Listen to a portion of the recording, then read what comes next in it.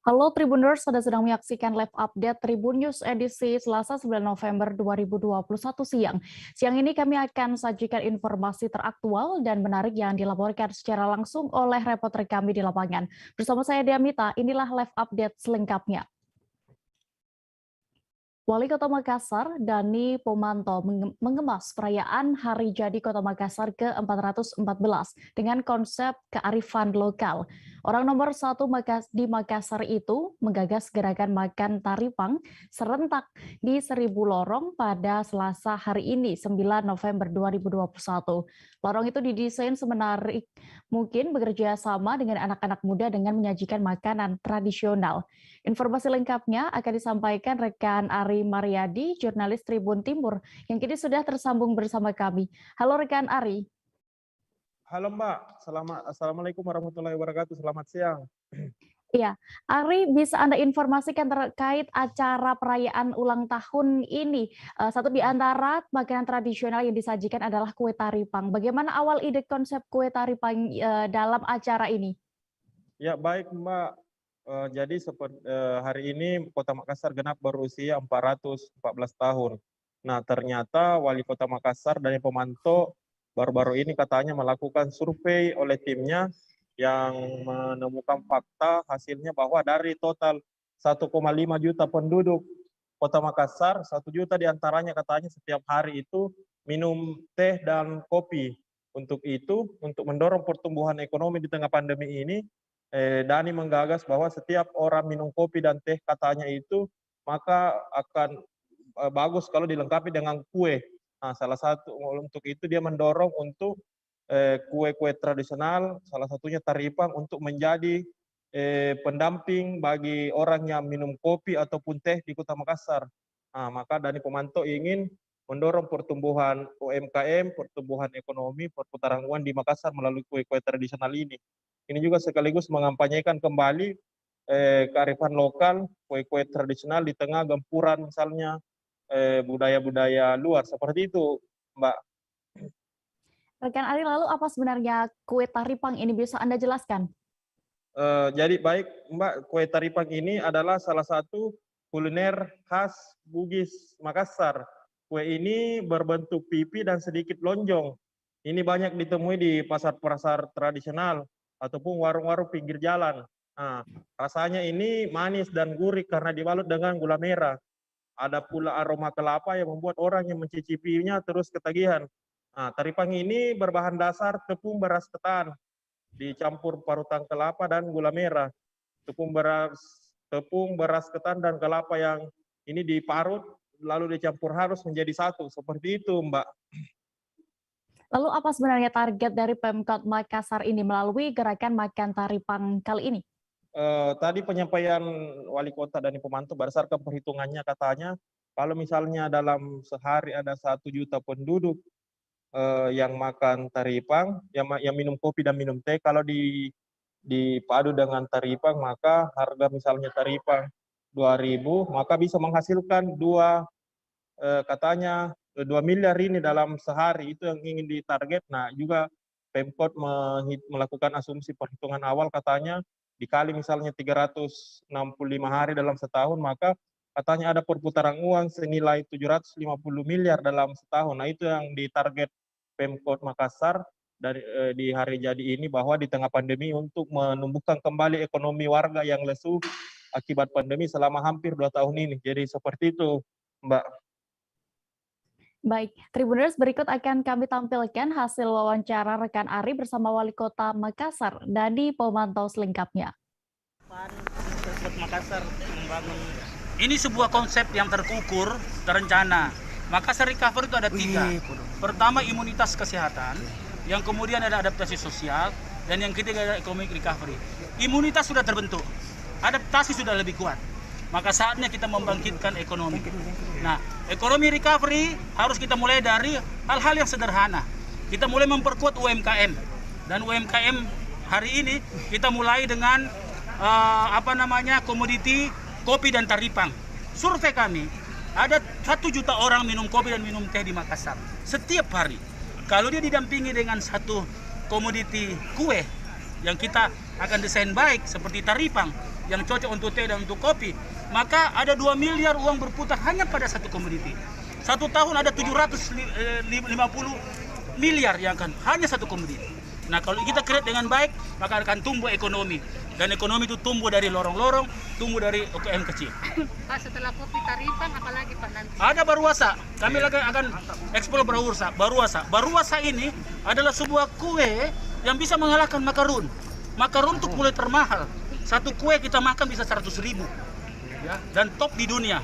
Tapi kalau orang rasakan baruasa, itu jauh lebih menarik dan lebih enak. Oke, kalau konsep lorong Pak seperti Nah, apa? konsep lorong kita bangkitkan lorong kembali. Setelah serial lorong sebelumnya, lorong garden, badan usaha lorong, sekarang serial terakhir yaitu lorong wisata.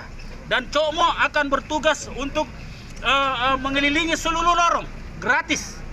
Cokmo adalah komuter Metro Moda yang melayani seluruh kecamatan per kecamatan. Kita mulai dari 15 Cokmo yang akan merangkai semua lorong-lorong wisata. Tetere pun begitu, melayani dari pesanan-pesanan yang ada. Kita beralih ke informasi berikutnya, Tribuners. Majelis Ulama Indonesia atau MUI akan menggelar Ijtima Ulama Komisi Fatwa se-Indonesia ke-7 pada hari ini hingga Kamis 11 November 2021 mendatang di Hotel Sultan Jakarta. Kegiatan ini akan membahas berbagai persoalan keumatan dan kebangsaan dalam perspektif keagamaan. Detail informasinya akan disampaikan oleh rekan wartawan Tribun News, ada Fahdi Falevi yang kini sudah bergabung bersama kami. Halo rekan Fahdi. Halo Dea. Bisa Anda informasikan berdasarkan pantauan Anda terkait acara ini, isu apa saja yang akan dibahas dalam Ijtima Ulama MUI kali ini? Baik ya, tadi Ketua MUI bidang fatwa Kiai Haji Asrorun Ni'am Soleh yang juga Ketua Panitia Ijtima Ulama Komisi Fatwa se-Indonesia mengungkapkan bahwa dalam forum ini akan dibahas beberapa masalah strategis kebangsaan ya. Beberapa aspek yang dibahas diantaranya tentang dawabit dan kriteria penodaan agama, kemudian jihad dan khilafah dalam bingkai NKRI, kemudian panduan pemilu yang lebih maslahat, serta distribusi lahan untuk pemerataan. Forum ini juga rencananya akan membahas mengenai hukum pernikahan online dan beberapa masalah sisi kontemporer seperti cryptocurrency, pinjaman online, transparansi rahim, zakat perusahaan, penyaluran dana zakat dalam bentuk parhasan dan zakat saham.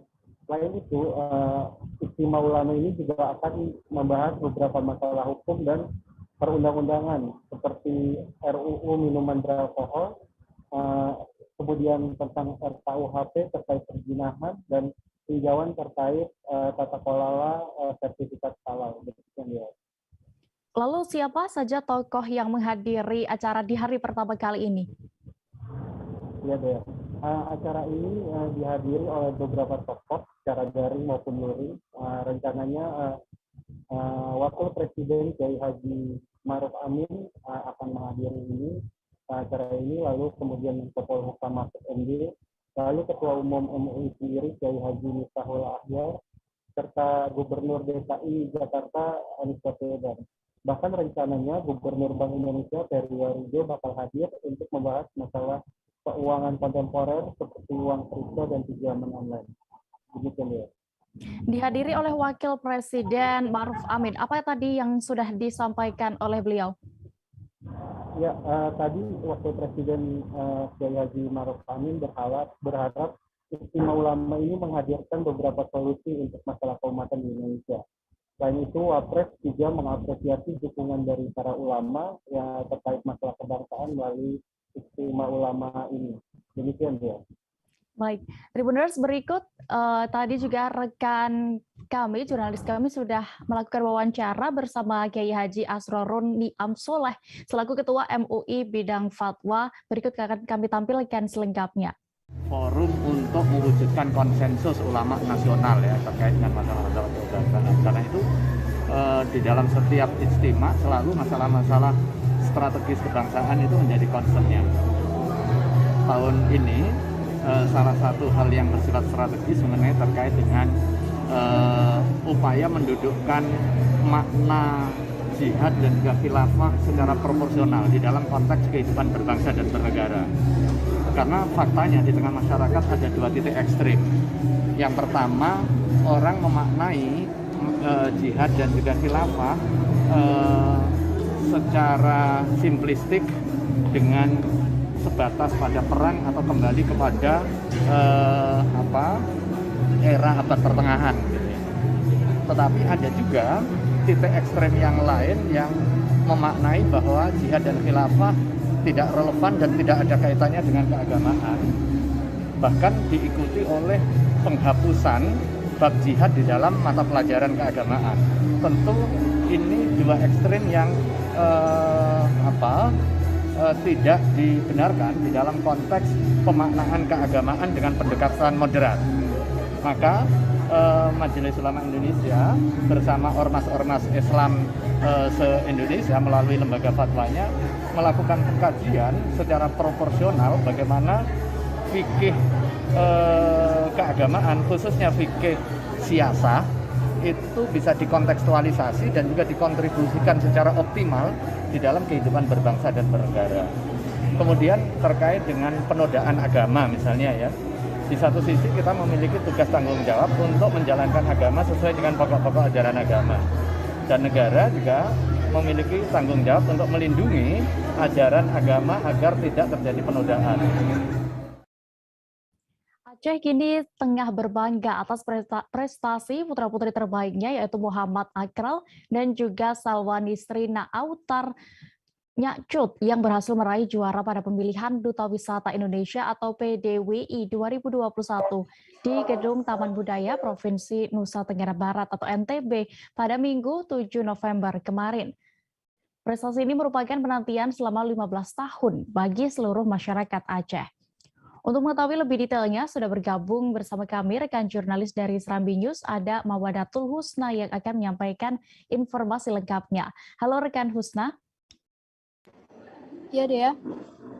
Husna, bagaimana berdasarkan informasi yang sudah Anda himpun, respons masyarakat Aceh menanggapi terhadap prestasi yang diraih oleh Akral dan juga Salwa di tingkat nasional ini?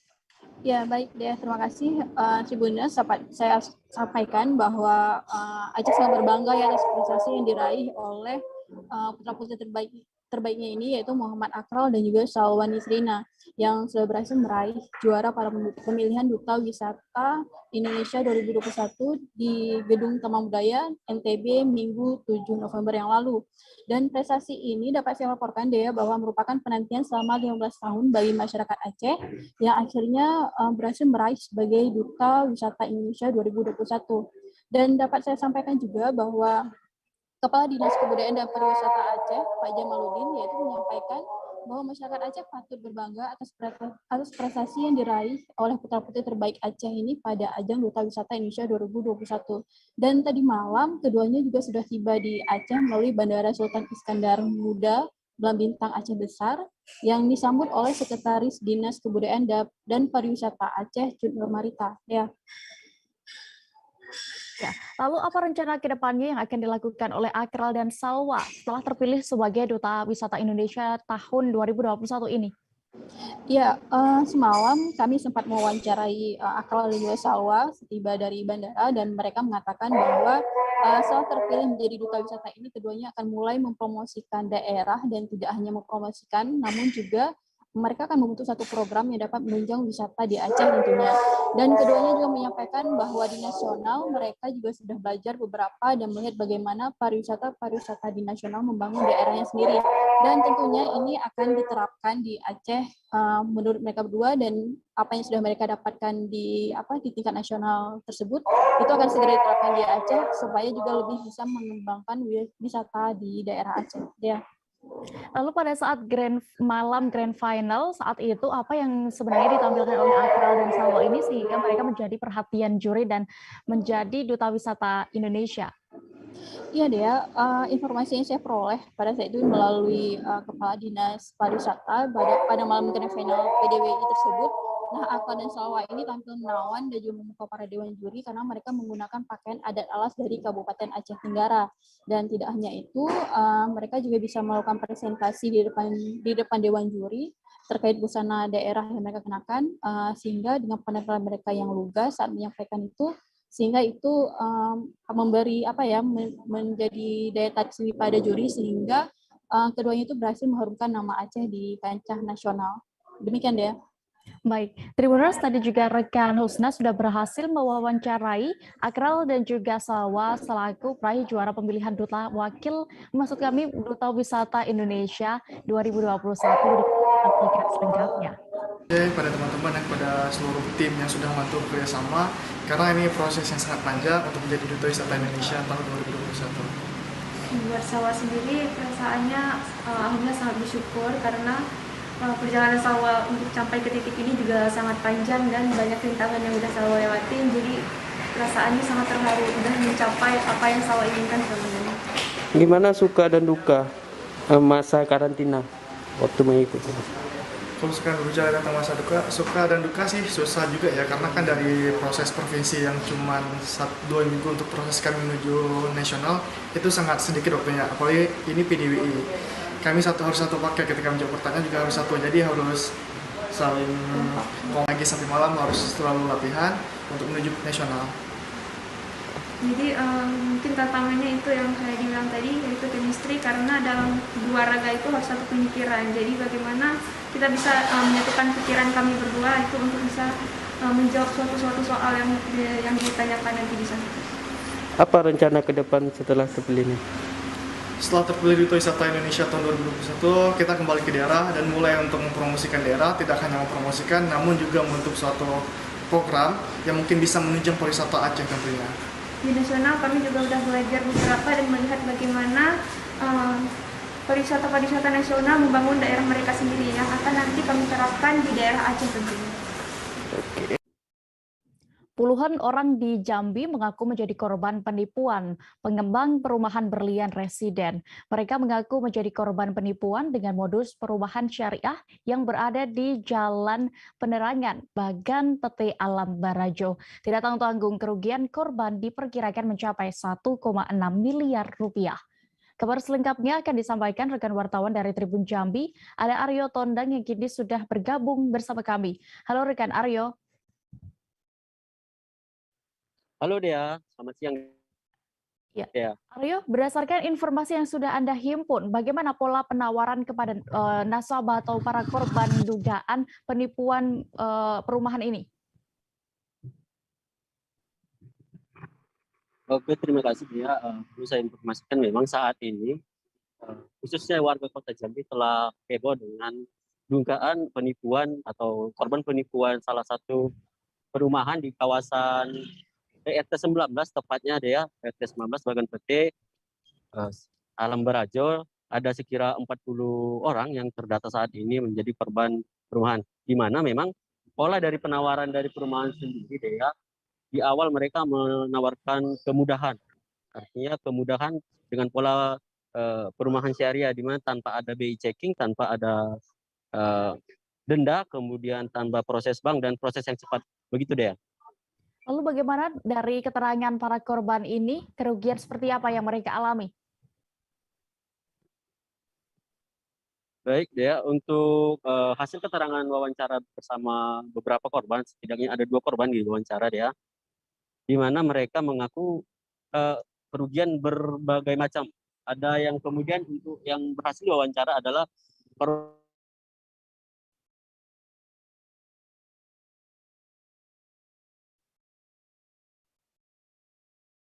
karena untuk pengeluaran sertifikat beberapa bulan ke depan.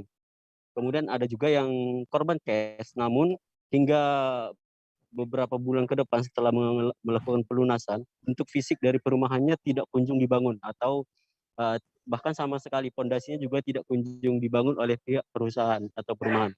Nah, kemudian salah satu atau korban lainnya yakni yang membayar secara kredit dia, di mana kredit ini artinya beberapa korban membayar DP mulai dari 25 juta hingga 30 juta ya, di mana angsuran berlangsung selama 10 tahun, di mana angsuran pertama atau setiap bulannya itu sekira 1 juta. Namun pada pertengahan atau bahkan juga belum sampai pertengahan sudah mandek ya. Artinya pada awalnya mereka menjanjikan angsuran keempat sudah ada bentuk bangunan fondasi, namun hingga angsuran ke-10 belum ada sama sekali bentuk fisik, bahkan perjanjiannya di awal untuk angsuran ke-10 sudah menerima kunci perumahan, begitu deh.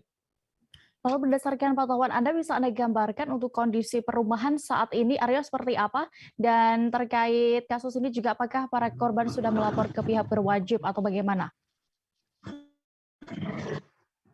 Baik ya, untuk tadi baru saja atau sekira beberapa jam yang lalu saya bersama teman-teman media lain sudah melihat langsung kondisi lahan perumahan, di mana memang di lokasi terlihat ada sekira 15 unit rumah atau perumahan yang sudah ada bentuk fisik dan sudah terpasang atapnya dia, di mana memang itu berdiri di atas lahan yang cukup luas dan dikelilingi oleh perkebunan dia.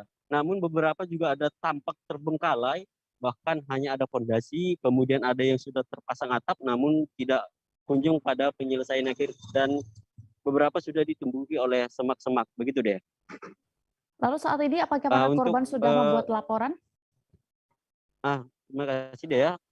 Untuk informasi, memang setelah berhasil mewawancarai korban di lokasi, mereka mengatakan pada siang ini, yaitu beberapa saat lagi akan diperiksa atau memenuhi panggilan dari Polda Jambi, karena mereka sudah melapor beberapa hari yang lalu dia. Dan kita akan langsung follow up atau konfirmasi langsung pihak polisian, begitu dia. Baik, Tribuners, tadi juga rekan jurnalis kami sudah melakukan wawancara bersama salah satu korban dugaan penipuan perumahan ini, ada Rosma. Berikut kami tampilkan selengkapnya. Bu, izin Bu ya, Bu, terkait dugaan penipuan di perumahan ini gimana ceritanya, Bu? Ya, awalnya perumahan ini menawarkan konsep perumahan syariah. Tanpa bunga, tanpa bank, tanpa riba, tanpa denda segala macam. Terus prosesnya juga mudah. Itu yang paling menarik kami nasabah itu karena prosesnya mudah itu. Nah, itulah makanya kalau kasus saya sendiri yang awalnya itu dari brosur itu, ketertarikan di brosur. Nah, menawarkan konsep yang mudah itu, yang perumahan syariah. Akhirnya kami ke sini, diarahkan ke sini, langsung lihat lokasi mana yang kita sesuai kan, kita yang mau, itu baru nanti kita diarahkan ke kantor pemasaran. Bu, saat ini informasinya developer berinisial L, Bu ya? Iya, betul. Itu melarikan diri, Bu? Iya, betul. Sejak kapan, Bu? Pertengahan Oktober. Oh, sejak Oktober. Iya, itu berita itu dari pihak karyawan-karyawannya itu yang memberitahu kami. Oh, jadi di sini karyawannya juga ada yang menjadi korban gitu? Betul. Oke. Ya, karena tidak digaji, terus memasukkan material segala macam atas nama dia gitu kan. Nah, jadi mesti kemana dia minta pertanggungjawaban uang keuangan. Pembangunan ini mandek sudah berapa lama, Bu? Kalau mandek sebetulnya gini dek, masalahnya macam saya kan dijanjikan 7 bulan awal itu kan siap katanya rumah dijanjikan, tapi rupanya kan sudah hampir 2 tahun. Jadi kasus per kasus orang-orangnya berbeda-beda. Nah, jadi kalau saya sendiri 2 tahun ya beginilah hasilnya perumahan yang ada ya kan. Sebenarnya itu yang mulai kami ada kecurigaan. Ya itu kan saya pending dulu angsuran sampai ada progres, saya bilang kan baru nanti saya lanjut angsurannya. Ada juga sebagian yang pembatalan karena memang kecewa gitu kan, sudah kami batalkan tapi sudah dialihkan dengan yang lain, terus beli cash, tapi rupanya dia dari hasil yang cash yang rumah yang pihak yang sesudahnya itu sudah dapat cash tapi belum juga dikembalikan ke pihak yang pertama. Dari pihak developer sendiri belum ada penjelasan lebih lanjut, Bu ya? Ya, pihak developer itu aja lah yang ada itu, cuman mereka mau menyelesaikan katanya secara kekeluargaan karena tuan tanahnya kan jelas, itu kooperatif juga mau menyelesaikan. Kita beralih ke Sumatera Selatan. Seiring intensitas curah hujan yang mulai tinggi saat ini, Badan Penanggulangan Bencana Daerah atau BPBD Kabupaten Musirawas mengatakan masyarakat agar siaga terhadap bencana banjir dan tanah longsor. Kepala Pelaksana BPBD Kabupaten Musirawas, Darsan, bersama Kasih Logistik Kedaruratan, Eko Sepriwan, mengatakan saat ini warga hendaknya waspada terhadap banjir. Selengkapnya akan disampaikan rekan Ahmad Farozi, jurnalis dari sripoku.com yang kini sudah terhubung bersama kami. Halo rekan Farozi. Halo Dea. Bagaimana bisa Anda informasikan terkait antisipasi banjir seperti ini? Apa yang sudah dilakukan BPBD Kabupaten Musirawas, Provinsi Sumatera Selatan dalam menghadapi kemungkinan datangnya banjir? Baik, dari Kabupaten Musirawas dapat saya laporkan berbagai persiapan sudah dilakukan oleh BPBD Kabupaten Musirawas. Baik persiapan terhadap personil maupun peralatan-peralatan yang diperlukan. Personil sendiri saat ini standby 24 jam dibagi 3 regu, 3 shift untuk memantau atau mengawasi apabila terjadi banjir atau bencana-bencana lain seperti angin puting beliung ataupun tanah longsor yang biasanya menyertai hujan. Demikian Dea. Demikian juga kemudian melakukan monitoring ke beberapa wilayah di sepanjang daerah-daerah yang rawan banjir. Demikian Dea. Baik, Farozi, apakah Anda mendapatkan informasi terkait daerah atau wilayah mana saja yang rawan bencana banjir itu? Baik, dapat kami laporkan BPBD Kabupaten Musirawas sudah melakukan pemetaan. Ada beberapa wilayah yang masuk kategori rawan banjir ya. Itu antara lain di daerah-daerah pinggiran sungai-sungai besar seperti Sungai Musi, Sungai Lakitan ataupun Sungai Kelingi. Itu di wilayah Kecamatan Muara Kelingi, Muara Lakitan, kemudian di Kecamatan BTS Ulu Cecar, ada juga Mugang Sakti. Dan sekarang fenomenanya agak menarik juga di Musirawas, bahwa ada juga wilayah-wilayah yang sebelumnya memang jarang sekali terjadi banjir, sekarang sudah banjir juga beberapa tahun terakhir ini. Seperti misal di Kecamatan Selangit maupun di Kecamatan Trawas itu jarang terdengar ada terjadi banjir. Cuman beberapa waktu belakangan ini juga terjadi banjir di situ. Demikian Dea. Untuk wilayah lainnya mungkin ada bencana lain seperti rawan tanah longsor ataupun puting beliung, apakah juga ada informasinya, rekan Farozi? Oke. Untuk daerah rawan longsor maupun puting beliung juga sudah dilakukan pemetaan. Ini berdasarkan faktor kebiasaan ya, faktor kejadian-kejadian yang terjadi sebelumnya. Untuk tanah longsor itu terjadi di wilayah-wilayah yang terletak di perbukitan ya, itu seperti di Kecamatan Selangit. Itu memang topografi wilayahnya memang agak perbukitan, banyak tebing-tebing sehingga apabila terjadi hujan sangat rawan longsor di daerah situ. Itu di Kecamatan Selangit. Kemudian untuk di puting beliung itu di daerah-daerah dataran rendah seperti di Kecamatan TPK ataupun Kecamatan Sumber Harta, dan juga ada tidak menunjukkan kemungkinan ada juga di wilayah-wilayah lainnya. Ya. Baik, Tribuners, tadi juga rekan Farozi sudah langsung berkesempatan mewawancarai Kepala Pelaksana BPBD Kabupaten Musirawas, Sumatera Selatan. Ada Darsan, berikut kami tampilkan keterangan lengkapnya. Kita apa aja Pak yang kita punya di sini? Peralatan kita ada mobil tangki, ada perahu, sinso, pokoknya peralatan yang berkaitan dengan bencana banjir lah Pak ya? Banjir, tanah longsor tersebut. Mungkin mobil tangkinya itu untuk air minum ya? Ya betul. Mobilnya, tangkinya kita gunakan untuk air bersih bagi masyarakat yang apabila terjadi banjir yang terisolir. Persiapan di BPBD sendiri Pak? Untuk saat ini kita akan dalam waktu dekat akan membuat SK Bupati siaga darurat banjir, tanah longsor, dan angin puting beliung. Dalam hal ini kita siapkan personil 1 kali 24 jam yang kita bagi dalam 3 regu, serta peralatan kita siap siaga. Himbauan untuk masyarakat mungkin Pak? Terutama sekarang sudah mulai musim hujan, kami mengharapkan kepada masyarakat agar berhati-hati beraktivitas di daerah aliran sungai tersebut. Apabila ada kecenderungan hujan lebat, untuk mengurangi aktivitas. Apa tindakan dari BPBD terkait dengan perolehan musim sekarang Pak ya? Ya, kita sudah ada instruksi dari BNPB Pusat maupun himbauan dari BMKG bahwa sekarang ini adalah fenomena La Nina. Artinya apabila ada musim hujan ada peningkatan sampai 100%. Tapi alhamdulillah Sumsel untuk Musirawas tidak termasuk kategori yang La Nina tersebut. Tapi kita tetap waspada. Viewers, kami akan kembali seusai jeda berikut, tetaplah di live update. Oke, apa kabar Bang Arif di sini untuk strateginya?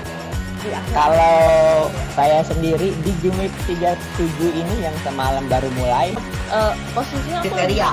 Jadi kita mengenal disebut dengan stroke yang tidak berdarah dengan stroke yang berdarah.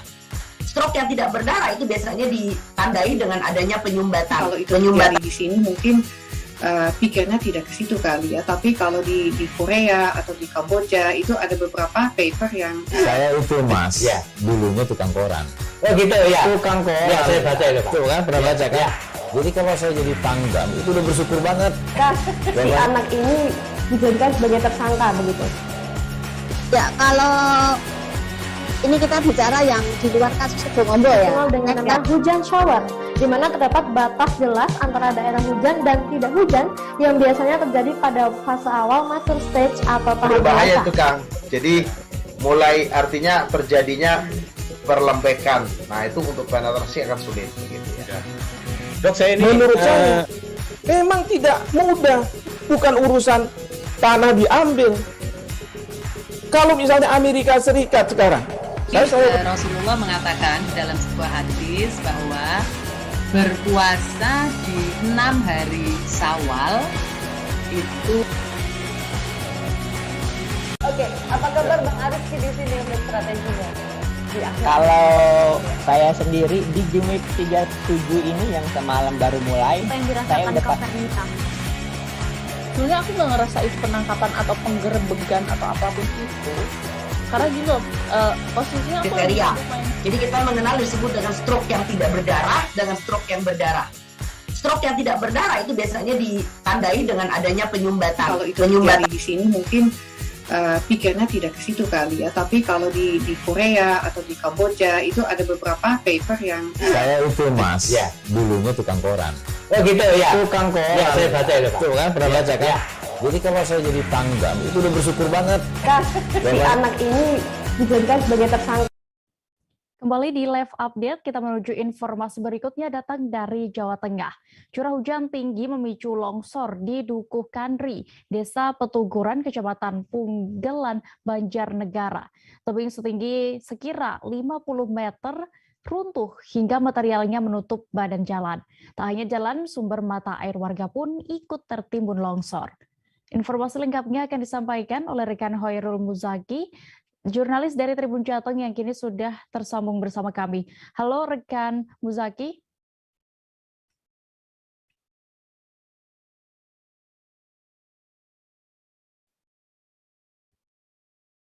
Halo, rekan Hoirul Muzaki.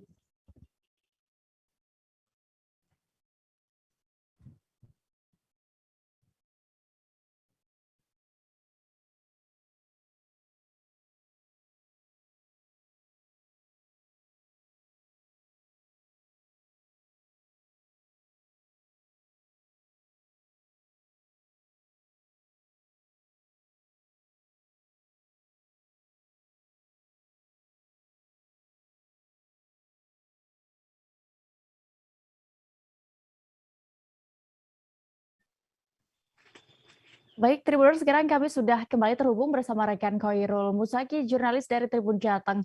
Halo rekan Muzaki. Ya, halo, selamat siang.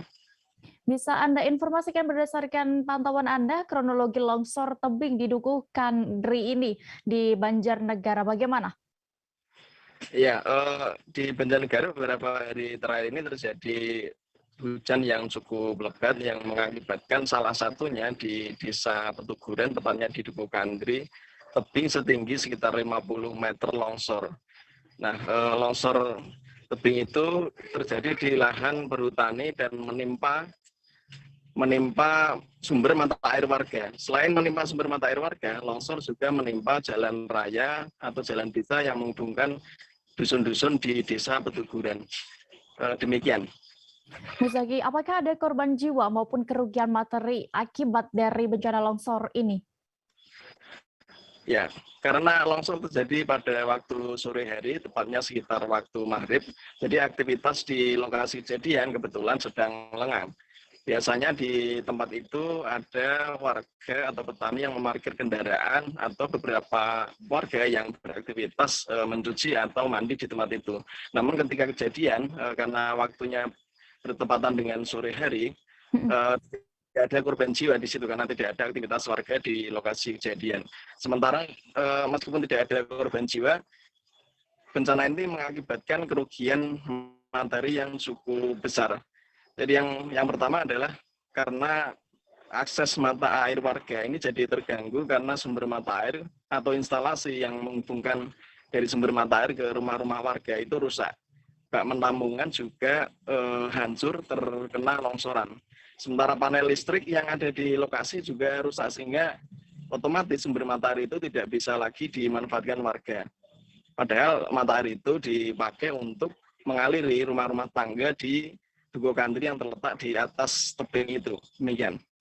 Lalu sejauh ini bagaimana penanganan yang sudah dilakukan terhadap dampak bencana ini?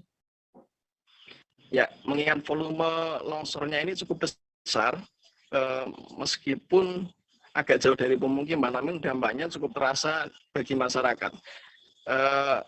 Lokasi yang sulit dijangkau oleh alat berat mengakibatkan penanganan longsor di tempat itu cukup berlangsung lama. Ini karena penanganan longsor, pembersihan material longsor dilakukan secara manual atau tenaga manusia. Sementara untuk penanganan akses air bersih sampai saat ini belum ada solusi yang efektif. Karena mengingat sumber mata air ini begitu penting bagi warga, sementara untuk membangun lagi bak penampungan itu butuh waktu yang lama. Untuk penanganan sementara untuk sumber mata air ini, Camat Punggelan Joko Prayono sudah meminta kepada Pemkab Banjarnegara untuk melakukan dropping air bersih ke warga untuk sementara waktu. Artinya sambil menunggu ada pembangunan bak penampungan dan instalasi sumber mata air itu, kebutuhan warga tetap tercukupi melalui air bersih dari BPBD Banjarnegara menggunakan truk-truk tangki. Sementara itu, demikian. Baik, terima kasih rekan jurnalis Tribun Jateng, Hoirul Muzaki untuk laporan Anda langsung dari Banjarnegara. Selamat kembali bertugas. Kita bergeser ke Jawa Tengah. Masih dari Jawa Tengah, maksud kami Tribuners, seorang pedagang cilok keliling di Boyolali meninggal dunia seusai diamuk orang dengan gangguan jiwa atau ODGJ. Aksi dilakukan pelaku di depan rumahnya di Duku Jetak, Warung, Desa Jatisari, Kecamatan Sambi, Boyolali pada Minggu malam 7 November lalu. Detail informasinya akan disampaikan oleh rekan wartawan Tribun Solo. Ada Tri Widodo yang kini sudah bergabung bersama kami. Halo rekan Tri. Halo, dimanapun Anda berada. Tri, bisa Anda informasikan bagaimana peristiwa penganiayaan pedagang cilok itu bisa terjadi? Iya, untuk penganiayaan pedagang cilok yang berakibat meninggalnya korban, ini terjadi pada Minggu petang sekitar pukul 17.30 waktu Indonesia Barat. Saat itu korban yang bernama Slamet tiba-tiba berhenti di jalan depan rumah pelaku yang berada di Dugo Jetak Warung di Desa Jatisari, Kecamatan Sambi, Boyolali.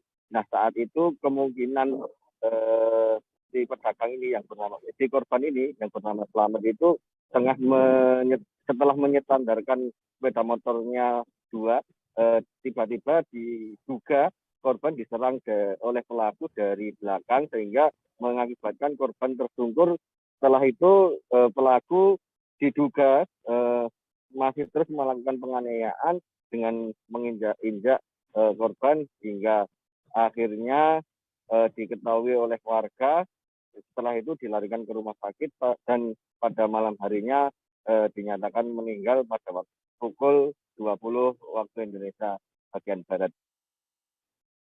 Lalu Tri, apakah kondisi dari pelaku ini sudah dibenarkan bahwa pelaku memang ODGJ atau bagaimana? Iya, pelaku ini memang diketahui sudah mengalami gangguan jiwa sejak 14 tahun yang lalu, yakni sekitar tahun 2016. Hal itu juga dibuktikan dengan adanya surat berobat dari rumah sakit yang dinamakan surat kuning yang saat itu langsung diserahkan kepada penyidik. Meski begitu, namun penyidik dari Polsek Sambi masih terus melakukan upaya penyelidikan terhadap pelaku yang diduga ODGJ ini dengan cara memeriksakan lagi atau mengidentifikasi lagi melalui rumah sakit jiwa di Solo. Untuk proses hukumnya seperti apa? Iya, mengingat penganiayaan yang dilakukan oleh pelaku ini cukup berat dan warga sangat khawatir, warga sekitar akan aksi pelaku yang bisa berulang lagi, sehingga polisi masih tetap melanjutkan proses hukum terhadap pelaku ini, sehingga nanti apabila dia diharapkan pengadilan atau dari pihak pengadilan negeri yang akan memutuskan perkara ini apakah bisa dilanjutkan atau dihentikan. Namun dari pihak penyidik masih tetap akan melakukan penyelidikan hingga taraf ke penyidikan dengan pasal 351 dengan penganiayaan yang mengakibatkan korban meninggal dunia. Baik, Tribuners, terkait kasus ini, rekan Tri juga sudah mewawancarai Kapolsek Sambi, Ibtu Sunarto. Berikut keterangan lengkapnya kami tampilkan. Jelaskan Pak mengenai kejadian semalam itu seperti apa? Ya, terima kasih. Untuk kejadian kemarin sekitar jam 17.00 di Desa Jatisari ada kejadian yang kebetulan bukan dari laporan dari warga masyarakat, atas kebetulan anggota kita patroli menemukan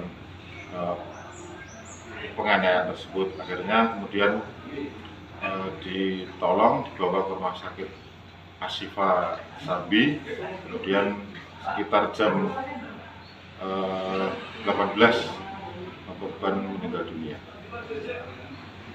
Untuk kronologinya kejadian itu? Untuk kronologi kebetulan korban ini pegang kilo yang kejadiannya di depan rumah sementara tersangka. Karena informasi untuk tersangka ini mengalami gangguan jiwa. Pas kebetulan korban ini berhenti di depan rumah tersangka, kemudian dianiaya sama tersangka dengan menggunakan alat batu. Korban mengalami luka di mana? Untuk korban, kemarin saya ke rumah korban itu punggung sebelah kiri, kemudian mata sebelah kiri juga mengalami luka memar yang lumayan serius. Diotopsi? Untuk hari ini korban, untuk tadi malam langsung korban saya bawa ke rumah sakit Muardi untuk diotopsi. Kemudian rencana hari ini tersangka dibawa ke rumah sakit. Kita beralih ke Riau, Tribuners. PPKM level 2 tahap 3 di Kota Pekanbaru berakhir pada Senin 8 November 2021 kemarin. Namun masih ditemukan sejumlah oknum pelaku usaha yang membandel selama penerapan PPKM level 2 dalam 3 pekan ini. Tim Satpol PP Kota Pekanbaru menindak oknum pelaku usaha yang tidak menaati peraturan. Untuk mengetahui lebih detailnya, sudah bergabung bersama kami rekan wartawan dari Tribun Pekanbaru, ada Fernando Sikumbang yang akan menyampaikan laporan lengkapnya. Halo rekan Fernando. Oke, Dea. Nando, bisa Anda informasikan terlebih dahulu apa saja sebenarnya aturan PPKM yang dilanggar pelaku usaha dan jenis usaha apa yang paling banyak melanggar dalam operasi yang dilakukan Satpol PP itu? Oke, rekan Dea, terima kasih. Jadi dalam hasil razia tim Satpol PP bersama aparat gabungan selama PPKM level 2 tahap 3 yang berakhir pada Senin kemarin, memang tim masih mendapati sejumlah pelaku usaha, terutama pelaku usaha di hiburan yang melanggar sejumlah regulasi selama PPKM level 2 tahap 3. Satu regulasi yang kerap dilanggar yakni pembatasan jam operasional, yang mana pelaku hiburan malam itu hanya bisa beroperasi hingga pukul 21 waktu Indonesia Barat. Namun kenyataannya banyak dari pengelola masih menerima tamu atau masih tetap beroperasi melewati batas itu bahkan hingga dini hari. Maka tim dari Satgas PPKM level 2 yang merupakan gabungan dari Satpol PP dan sejumlah aparat dari unsur TNI dan Polri melakukan penindakan terhadap para pelanggar itu selama PPKM level 2 deh. Lalu seperti apa upaya sanksi yang diberikan dan adakah pelaku usaha yang didapati berulang kali melanggar peraturan? Oke deh ya, ada memang sanksi-sanksi yang sudah diberikan. Kebanyakan sanksi yang diberikan adalah berupa sanksi teguran, baik teguran lisan maupun teguran tertulis kepada pengelola. Karena kebanyakan para pengelola masih bersedia untuk menutup tempat hiburannya bila didapati melewati batas jam operasional. Yang mana batas jam operasional itu sekitar pukul 21 waktu Indonesia Barat. Kemudian ada juga yang sudah beberapa kali didapati oleh petugas karena tetap membandel sehingga tim dari Satpol PP bersama aparat gabungan harus menjatuhkan sanksi berupa denda. Besaran denda itu berkisar 500.000 untuk satu kali pelanggaran protokol kesehatan. Karena pelanggaran yang ditemukan yaitu melanggar jam operasional dan juga sudah mengabaikan protokol kesehatan, yaitu ada di antara pengunjung kedapatan tidak mengenakan masker saat berada di tempat hiburan malam tersebut ketika tim melakukan razia di sana. Begitu dia. Terakhir Fernando, bagaimana untuk upaya pengawasan ke depannya dan upaya menekan angka kasus COVID-19 khususnya di Pekanbaru? Oke deh ya, memang disampaikan oleh Kepala Satpol PP yang merupakan koordinator dari Gakum atau Penindakan Hukum selama PPKM level 2 di Kota Pekanbaru. Beliau mengatakan bahwa tim memang melakukan patroli secara rutin, baik patroli mobile atau berpindah-pindah ke sejumlah titik. Kemudian ada juga tim dari hunting yang melakukan menyasar sejumlah pelanggaran-pelanggaran di sejumlah lokasi, terutama pusat kuliner dan juga tempat hiburan dea. Maka dari itu pihak Satpol PP bersama pemerintah kota dan juga unsur dari gabungan TNI dan Polri mengimbau kepada pengelola usaha baik hiburan malam, kuliner agar tetap mengikuti protokol kesehatan. Begitu juga dengan para pengunjung yang juga mendatangi tempat kuliner maupun tempat hiburan agar tetap mengikuti protokol kesehatan, baik menjaga jarak, menghindari kerumunan dan juga tetap mengenakan masker selama berada di lokasi guna menghindari penyebaran COVID-19 di tempat hiburan dan juga tempat kuliner. Begitu dia. Baik, Tribuners, tadi juga rekan Fernando sudah melakukan wawancara bersama Kasatpol PP Kota Pekanbaru, Iwan Simatupang. Berikut kami tampilkan selengkapnya. Sesuai dengan tugas pokok kita tetap melaksanakan pengawasan hunting dan gakum ya terhadap seluruh kegiatan pelaku usaha yang ada di wilayah Kota Pekanbaru. Nah, bersamaan dengan itu kita juga melakukan tugas perbantuan untuk percepatan pelaksanaan vaksin. Nah, jadi Satpol PP sekarang ini juga mendapat tugas khusus perbantuan untuk pelaksanaan percepatan vaksin. Nah, khusus pengawasan dan gakum serta hunting itu karena sudah merupakan bagian dari tugas kita, tetap kita laksanakan sebagaimana biasanya. Dan itu sudah kita lakukan setiap hari, bahkan di waktu-waktu tertentu seperti weekend kita melakukan pengawasan bersama tim gabungan. Seperti itu. Hasilnya apa Bang sekarang Bang? Hasilnya sekarang ini ya kita lihat memang pelaku-pelaku usaha kita berharap supaya mereka taat dan patuh terhadap protokol kesehatan dan mengikuti jam operasional sebagaimana surat edaran Wali Kota nomor 23 tersebut. Tapi masih ada yang melanggar juga satu persatu. Berdasarkan pengamatan kita masih ada dan itu sudah kita lakukan teguran serta sudah pernah ada yang kita kenakan sanksi. Oke-nya sama Bang ya, teguran 1, 2. Iya, seperti itu ya. Oke Bang. Polsek Medan Barat berhasil menangkap pelaku pencurian sepeda motor atau curanmor. Pelaku tersebut yakni Alex Samosir dan Marusaha Sihombing. Tidak hanya itu, petugas juga mengamankan 2 penadah curanmor, maksud kami motor curian yang bernama Heru Pratama, Putra, dan Supardi. Kabar selengkapnya akan disampaikan rekan Goklas, wartawan Tribun Medan yang kini sudah bergabung bersama kami. Halo rekan Goklas. Halo, selamat siang rekan Dea. Bisa Anda informasikan terkait waktu dan tempat kejadian pencurian motor ini? Jadi sebelumnya seorang warga Kota Medan bernama Rizky Muhammad Iqbal, ia mengalami kecurian pada hari Kamis tanggal 21 Oktober itu sekitar pukul 9 malam di Jalan Kelapa nomor 3, Kelurahan Silalas, Kecamatan Medan Barat. Nah, pada saat itu dia sedang berada di dalam rumah ataupun kos-kosan, dan sementara sepeda motornya ada 1 unit yang berada di luar. Seperti itu, rekan Dea. Untuk kronologis penangkapan pelaku ini bagaimana? Nah, jadi sebenarnya setelah pencurian tersebut, sang korban itu langsung melapor ke Polsek Medan Barat, dan rupanya sepeda motornya tersebut telah dilengkapi dengan peralatan GPS. Maka dari itu pihak kepolisian pun langsung menelusuri GPS dari sepeda motornya tersebut, dan ternyata sudah mendapati sepeda motornya itu berada di Desa Saintis.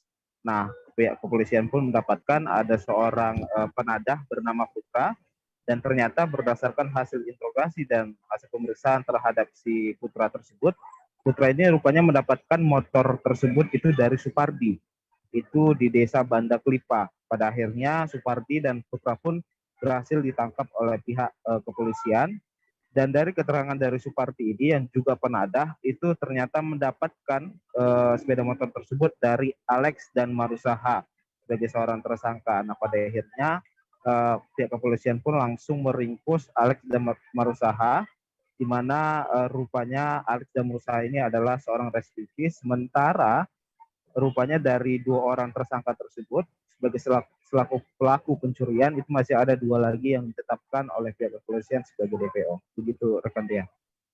Lalu apakah sudah ada informasi terkait motif dan juga cara pelaku curanmor ini melancarkan aksinya, Goklas? Nah, jadi dari keterangan dari Kapolsek AKP Tina Medan Barat, dia menjelaskan bahwa si pelaku yakni Alex dan Marusaha ini melancarkan aksinya dengan menggunakan kunci T dan peralatan lainnya seperti itu. Jadi hanya dengan kunci T tersebut, si Alex selaku yang pengeksekusi dia langsung menekan dari tempat kunci motor tersebut dan langsung bisa dibawa lari.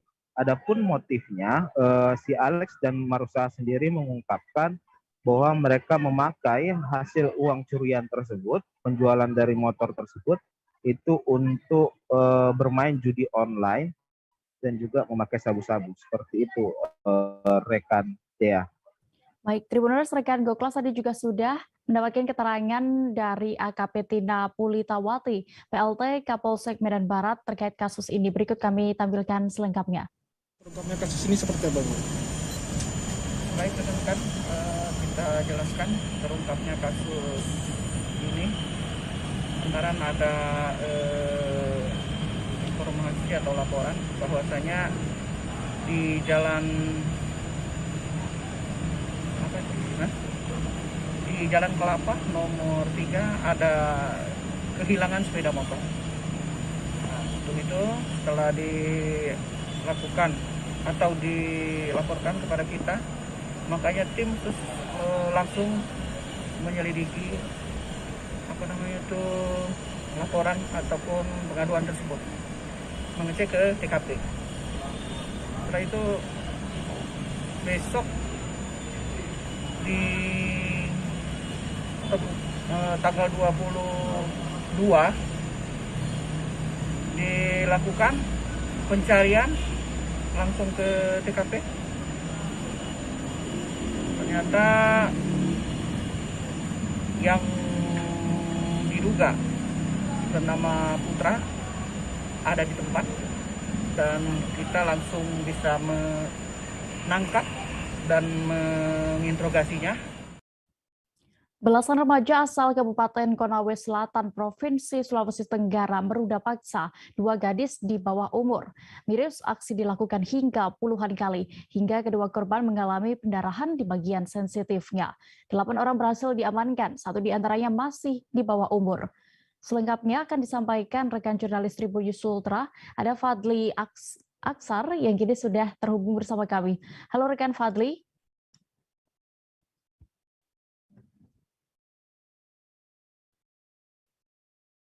Halo, rekan Fadli. Halo. Ya, halo. Ya, rekan Fadli, bisa Anda informasikan terkait kronologi belasan pemuda ini meruda paksa 2 gadis di bawah umur. Ada berapa orang remaja yang melakukan hal ini? Iya, baik Dea. Kronologi dari aksi roda paksa ini berawal saat salah satu korban mengenal salah satu pelaku lewat media sosial Facebook.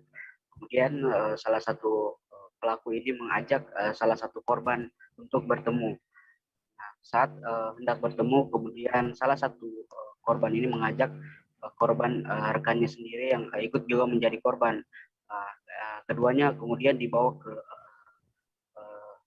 Gunung Merah, Desa Boro-Boro, Kecamatan Ranum itu Kabupaten Konawe Selatan, Provinsi Sulawesi Tenggara.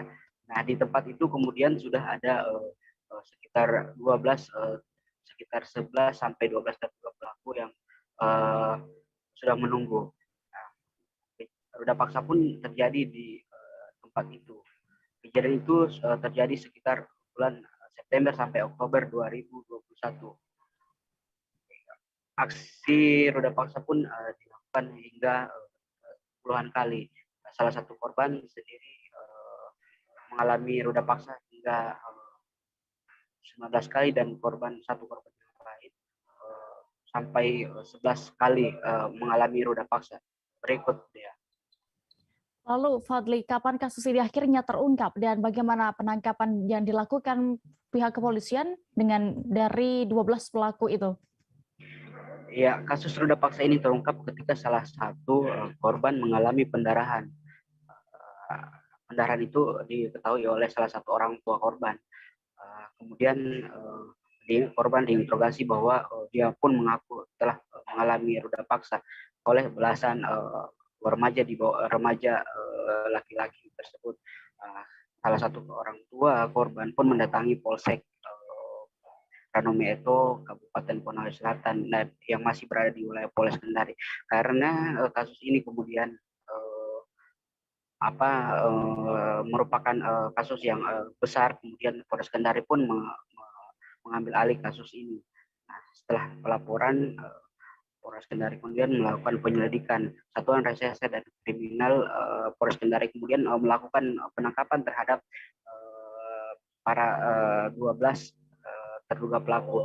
Kemudian di akhir Oktober penangkapan itu dilakukan satu persatu para terduga pelaku kemudian diamankan di Mapolres Kendari. Total ada 8 tersangka yang diamankan. 1 diantaranya masih di bawah umur. Kemudian 4 tersangka yang lain saat ini masih dalam pengejaran alias masih buron. Begitu, Dea. Fadli, apakah juga sudah ada informasi terkait nasib dari 8 terduga pelaku ini? Apakah sudah dijatuhi hukuman atau bagaimana, ditetapkan tersangka juga mereka? Ya, ke-8 pelaku ini kemudian saat ini masih mendekam di sel tahanan Mapolres Kendari. Ke-8 terduga pelaku ini kemudian ditetapkan sebagai tersangka. Mereka dijerat dengan Undang-Undang nomor 17 tahun 2016 tentang perlindungan anak. Mereka terancam hukuman minimal 5 tahun penjara dan maksimal 15 tahun penjara. Begitu ya. Baik, Tribuners, tadi rekan Fadli juga sudah berhasil mendapatkan keterangan dari Kompol Alwi selaku Wakapolres Kendari terkait kasus ini. Kami tampilkan selengkapnya. Kronologisnya adalah perkenalan ya melalui media sosial yaitu Facebook. Awalnya pelaku inisial A berkenalan terhadap korban inisial A, kemudian mengajak bersangkutan untuk bertemu.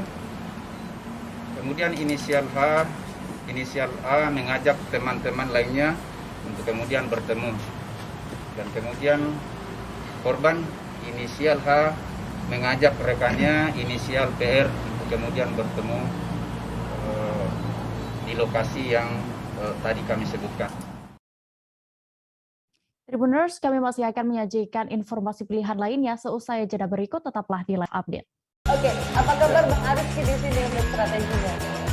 Kalau saya sendiri di Jumip 37 ini yang semalam baru mulai, saya udah pasti. Sebenarnya aku nggak ngerasa itu penangkapan atau penggerebegan atau apapun itu.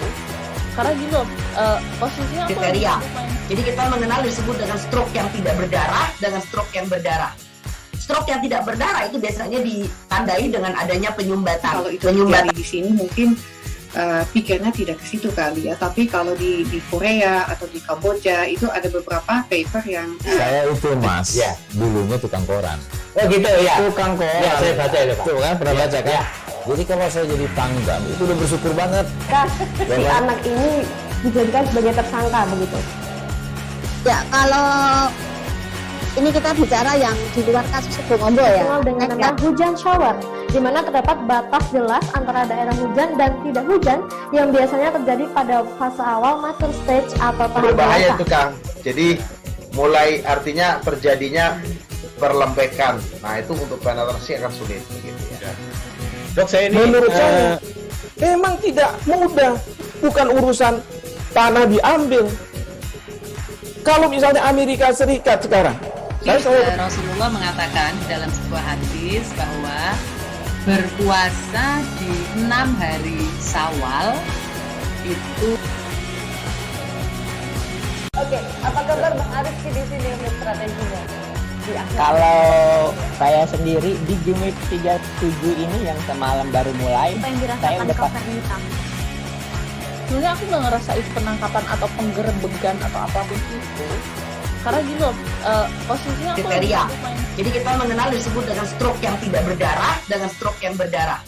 Stroke yang tidak berdarah itu biasanya ditandai dengan adanya penyumbatan. Kalau itu terjadi di sini mungkin pikirnya tidak ke situ kali ya. Tapi kalau di Korea atau di Kamboja itu ada beberapa paper yang Saya itu Mas, dulunya tukang koran. Oh gitu ya. Tukang koran. Ya, saya baca itu Pak. Tuh kan, pernah baca kan? Jadi kalau saya jadi tanggam, itu udah bersyukur banget. Si anak ini dijadikan sebagai tersangka begitu. Ya, kalau ini kita bicara yang di luar kasus Sebongombo ya. Dikenal dengan nama hujan shower, di mana terdapat batas jelas antara daerah hujan dan tidak hujan yang biasanya terjadi pada fase awal mature stage atau tahap Berbahaya dewasa. itu Kang. Jadi mulai artinya terjadinya perlempekan. Nah itu untuk penetrasi akan sulit begitu ya. Dok, saya ini menurut saya memang tidak mudah, bukan urusan tanah diambil. Kalau misalnya Amerika Serikat sekarang, Rasulullah mengatakan dalam sebuah hadis bahwa berpuasa di 6 hari Syawal itu. Oke, apa kabar Bang Arif di sini untuk strateginya? Kalau saya sendiri di Jumip 37 ini yang semalam baru mulai, saya udah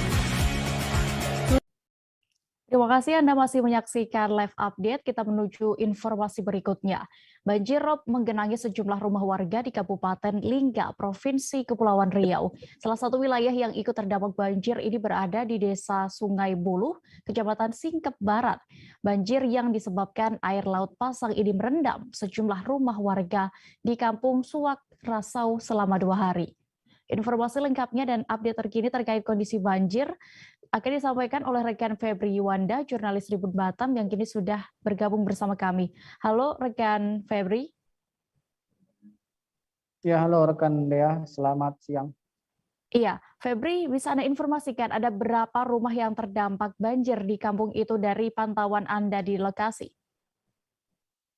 Baik, Dea, terima kasih. Perlu saya sampaikan untuk banjir ini ya, sekira telah berlangsung 2 atau 3 hari ya. Jadi ada setiap rumah itu kira-kira 9 hingga 10 rumah ya, baik banjir itu dalam dampak sedang ataupun dampak besar ya, sehingga mencapai lutut hingga paha orang dewasa. Begitu dia.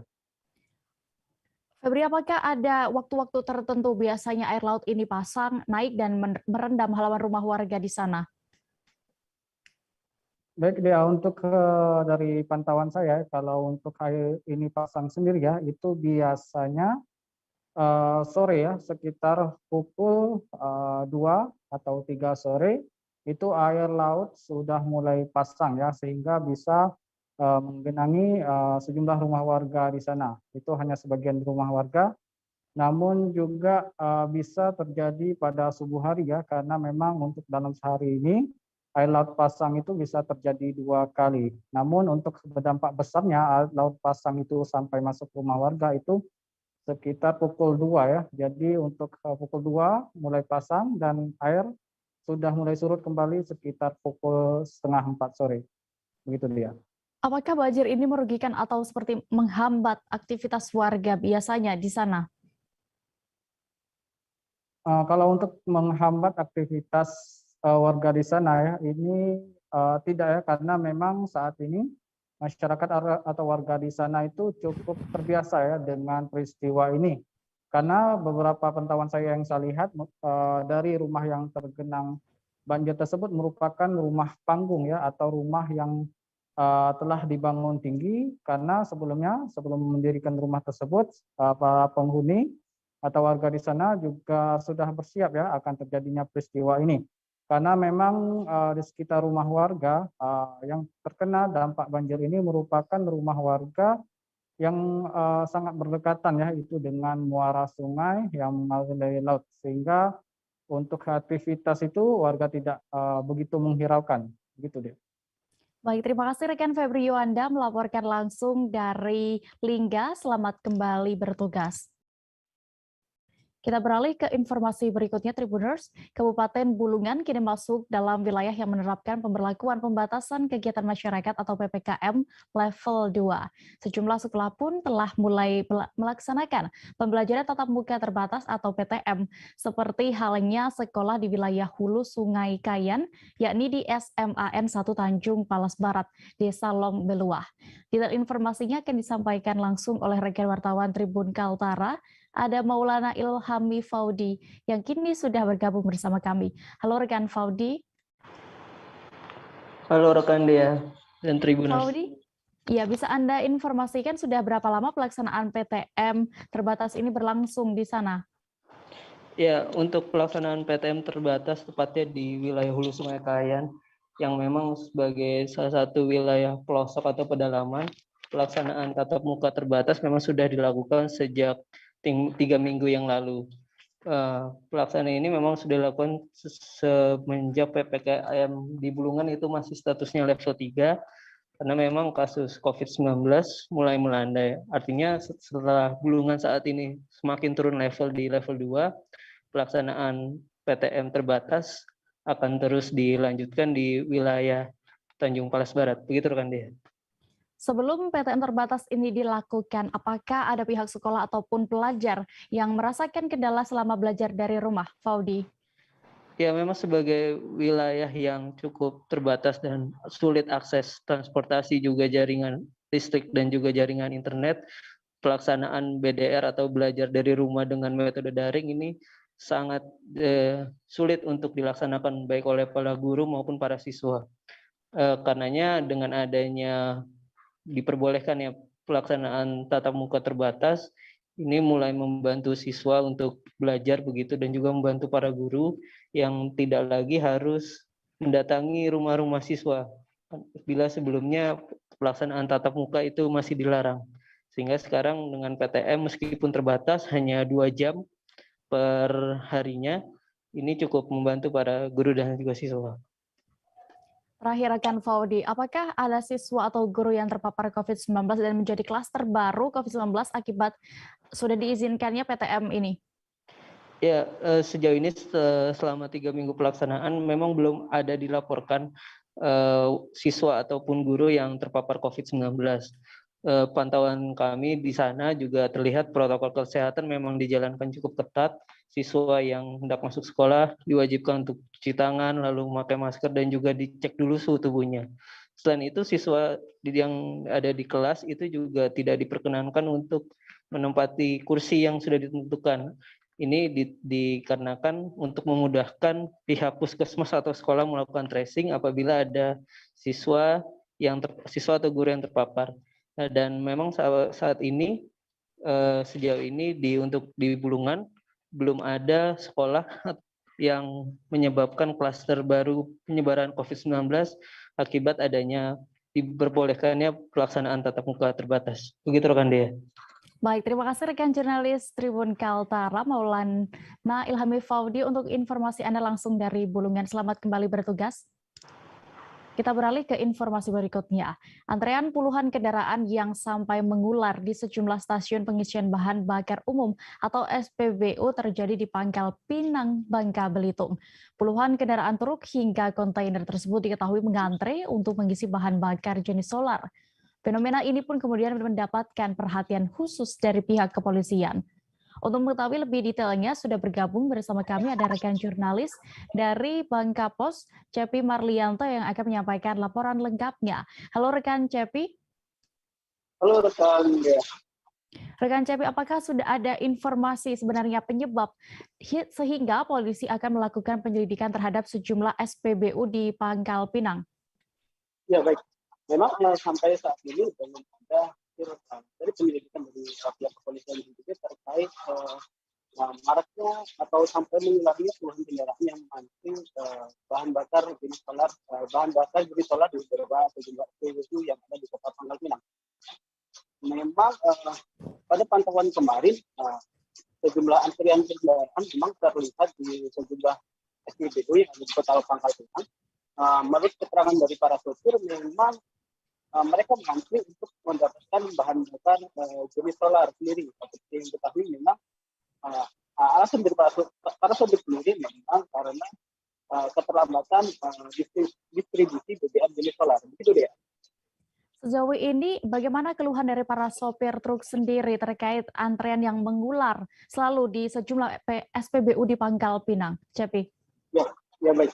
Memang dari keluhan dari para sopir sendiri untuk terkait antrian tersebut memang sudah berlangsung cukup lama, bahkan beberapa bulan terakhir memang para sopir tersebut mengaku telah mengalami kesulitan untuk mendapatkan bahan bakar jenis solar di beberapa SPBU. Dan bahkan mereka pun rela sampai mengantri pagi hari sebelum SPBU tersebut buka. Dan keluhan dari para sopir sendiri memang jika mengisi bahan bakar pada saat sore hari, mereka sering sekali kehabisan bahan bakar di SPBU tersebut. Maksud saya kehabisan stok untuk mengisi bahan bakar jenis solar di beberapa SPBU yang ada di Kota Pangkal Pinang. Begitu deh. Lalu ini terkait hal ini sudah menjadi atensi pihak kepolisian dan akan diselidiki, dan apabila nantinya dalam proses penyelidikan itu terdapat kecurangan, apa nantinya yang akan dilakukan pihak kepolisian? Ya baik, berdasarkan keterangan dari Kapolres Pangkal Pinang, Pak Budi Noviana, Kapolres sendiri menjelaskan bahwa nantinya dapat kekurangan dari beberapa SPBU ataupun didapati sejumlah konflik yang melakukan kekurangan di beberapa SPBU nantinya akan ditindak tegas. Namun sampai saat ini kepolisian sendiri masih mendalami apakah penyebab dari mengularnya antrian tersebut tidak terdatangi oleh oknum pengerit ataupun memang karena keterlambatan distribusi dari pihak Pertamina sendiri. Kendati begitu, pihaknya juga akan tetap berkoordinasi dengan penegak hukum yang lainnya apabila memang nanti didapati ada kecurangan di sebuah SPBU tersebut apabila dalam penyalurannya memang terbukti tidak tepat sasaran ataupun dibawa ke luar daerah. Begitu deh. Baik. Tribuners, berikut akan kami tampilkan hasil wawancara rekan Cepi bersama AKBP Dwi Budi Murtiono selaku Kapolres Pangkal Pinang terkait fenomena ini. Berikut selengkapnya. Nanti kita terbitkan sprint untuk memonitor pelaksanaan pelayanan SPBU kepada masyarakat di tiap-tiap SPBU sehingga mereka juga bisa tertib dan tidak mengganggu pengguna jalan yang lain yang dapat mengakibatkan hal yang fatal nanti pada saat mengantri atau berada di lokasi SPBU tersebut. Aldi. Ke informasi berikutnya.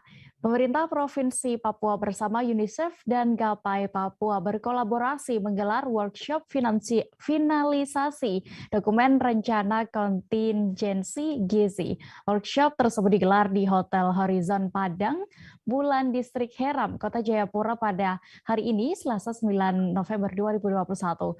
Workshop tersebut dimaksudkan untuk mengatasi permasalahan pemenuhan gizi di Provinsi Papua pada masa darurat kebencanaan. Kabar selengkapnya akan disampaikan rekan Aldi Bimantara, jurnalis dari Tribun Papua yang kini sudah terhubung bersama kami. Halo rekan Aldi. Ya, halo Dea dan juga Tribuners, dapat saya laporkan dari Hotel Horizon Abepura di Jayapura, Papua. Saat ini baru saja selesai usai ya penyelenggaraan workshop finalisasi dokumen rencana kontingensi gizi pada masa tanggap darurat bencana yang merupakan kolaborasi antara pemerintah Provinsi Papua, UNICEF, dan juga Yayasan Gapai Papua untuk bagaimana merumuskan suatu dokumen rencana kontingensi gizi pada masa darurat kebencanaan di Provinsi Papua. Sebanyak 23 orang dari berbagai lintas sektor pemerintahan mengikuti jalannya kegiatan workshop tersebut. Dia. Berdasarkan pantauan Anda di lokasi tadi, Aldi, bagaimana jalannya kegiatan workshop finalisasi dokumen rencana kontingensi gizi ini?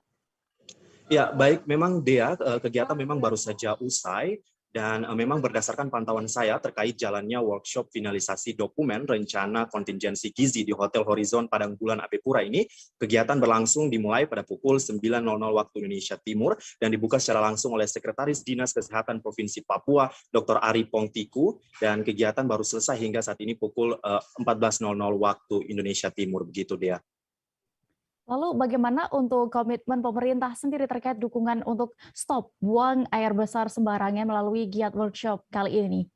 Ya, memang dalam giat workshop kali ini ya, isu yang menjadi pembahasan cukup urgent ataupun penting begitu bagaimana kemudian kebiasaan atau habit masyarakat khususnya di daerah pesisir yang membiasakan masih terbiasa dengan kebiasaan untuk membuang air besar secara sembarangan begitu di kali ataupun pesisir danau. Ini harus menjadi perhatian begitu ya oleh pemerintah. Kemudian memang UNICEF terus menjadikan isu ini sebagai fokus utama ya dalam penyusunan roadmap ataupun dokumen rencana kontingensi gizi di saat masa tanggap darurat bencana begitu Dea. Terakhir Aldi, apa output dari kegiatan penyusunan finansial dokumen rencana kontingensi gizi tersebut ini?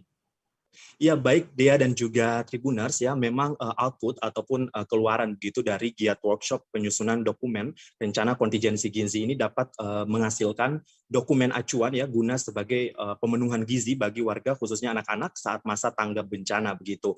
Saat sesi akhir workshop ini juga dilakukan penandatanganan fakta integritas sebagai komitmen pemerintah ataupun stakeholder untuk bersama-sama menjadikan aspek elemen gizi ini penting dalam penyusunan dokumen rencana kontingensi gizi. Dari dokumen yang nantinya akan tercipta begitu ya, diharapkan tentunya masyarakat lebih terlayani lagi ya untuk aspek pelayanan gizi terutama pada saat masa tanggap darurat bencana apabila di kemudian hari bencana terjadi begitu.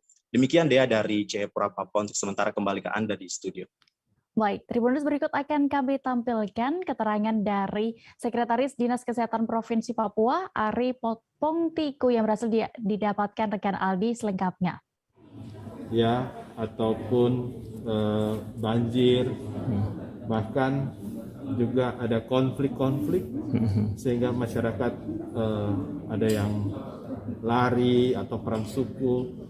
Nah, ini semua harus bisa dibantu oleh pemerintah dan LSM supaya bagaimana anak-anak, terutama anak-anak dan ibu hamil ini bisa terus mendapatkan asupan gizi yang baik. Nah, juga kehidupan bagi bayi dan balita ini sangat-sangat menentukan di bawah usia 5 tahun untuk perkembangannya ke depan, sehingga tidak boleh mereka mendapatkan gizi yang kurang. Nah, ini dibicarakan skenario-skenario yang kemungkinan terjadi, mereka rencanakan, kemudian mungkin biayanya dari mana, apa saja yang harus disiapkan, sehingga kalau ada kejadian seperti ini bisa dibantu begitu, bisa ditanggapi. Tapi lebih daripada itu, saya sudah katakan juga ada namanya bencana itu kadang-kadang tidak timbul dengan, apalagi bencana kayak gizi ini, itu kan tidak timbul dengan sendirinya. Ya, nah, kita juga harus bisa lihat rawan-rawan gizi dengan kegiatan yang disebut surveillance gizi, kemudian bagaimana proaktif, nah bagaimana memodifikasi beberapa kegiatan untuk membantu masyarakat sesuai dengan kontingensi, sesuai dengan wilayah atau tempat di situ berada.